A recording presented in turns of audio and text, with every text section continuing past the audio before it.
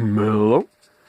I have my linear actuator all set up, recommended to me by a user by the name of Jimmy Hackers a few weeks ago. I went on Amazon and got a linear actuator for a massage chair or whatever. This was the cheapest one they had, and naturally they ran out of them.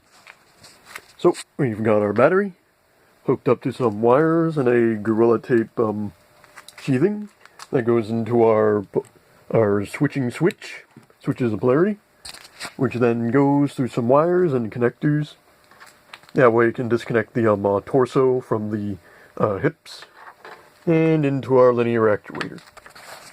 Got enough wire to hopefully go through all the innards of the mech, so let's flip the switch and see what happens.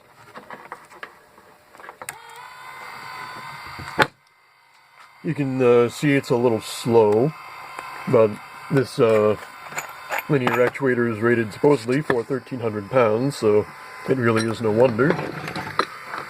And should be approaching the halfway point any time now. Oh, yep, there it is.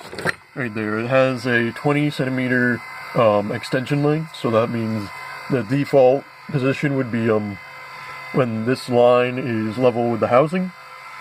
That would mean it's going straight, and at this position, it would be pushing the sway bar one way, so it would make it steer.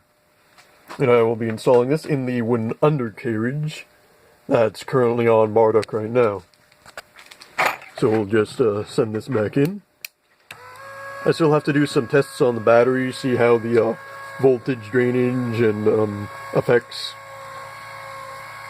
is affected by the use of the linear actuator, but I've been goofing around with this for a couple days and it's still been going at the same rate, so hopefully it won't be that big, because this is actually a couple-year-old battery, so it does have a little bit of a drainage issue, because I swapped this out for a new battery in my car when the voltage regulator in my alternator died this past spring.